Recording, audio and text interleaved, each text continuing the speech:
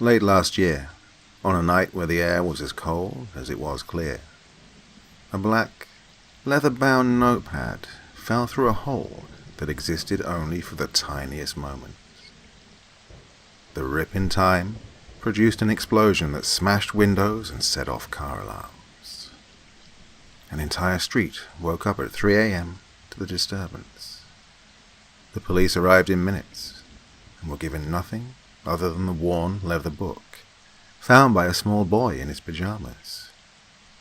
It took months, and the book was thumbed by many hands until, eventually, its genius was discovered, tested, and proven. The book now resides in the London Science Museum and is deemed one of the most valuable scientific texts ever to have been discovered. This is what it reads. I think I am the last human alive. This place I'm in is, in many ways, a paradise. Although the sign into town still stands, there's not a lot else that does. I came here because I can remember how Sakandega Lake looks so beautiful in the sunset. I found a small rowing boat a couple of years ago that had held together for over tens of years in its storage shed, so I spend most of my days fishing out on the water. This place has none of the horrors I've come across, but also none of the people I love. No people at all, in fact. It's just me, this book, and my machine. And I'm ready now. Let me tell you how I got here. My name is Julian Brown. I live at 71 O'Neill Street, Kingston, New York, and as far as I know, I'm the world's first and only time traveler. I suppose I have a new title now as well.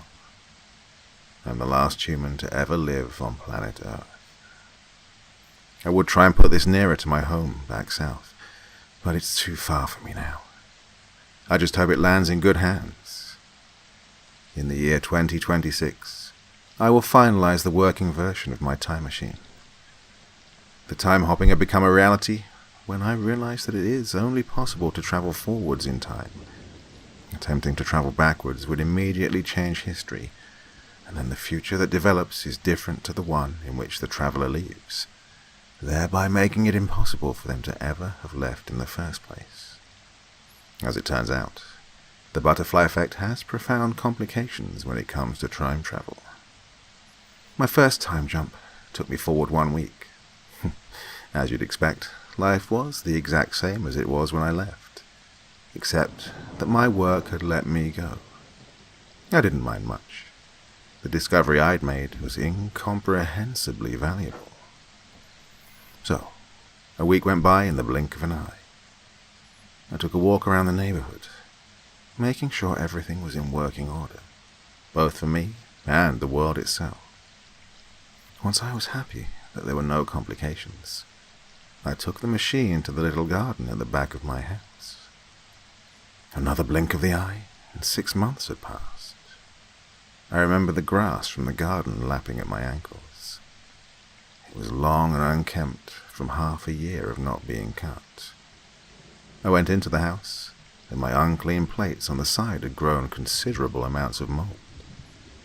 I took my phone out of my pocket and found hundreds of emails, missed calls, and texts displayed on the screen. I called my poor 70-year-old mum, and she cried. I went straight over and explained where I'd been. I couldn't believe I hadn't bothered to think about her. She tried to talk me out of my plans, but by this point it was too late. I had to go further. I had to see what was next for us all. She promised me she would hide my work and sell my home. Oh, looking back, I wish I'd listened. I wrote a will, said goodbye to my family and what few friends I had. It was profound. I felt as though I was purging myself of the world I'd lived in for my entire life.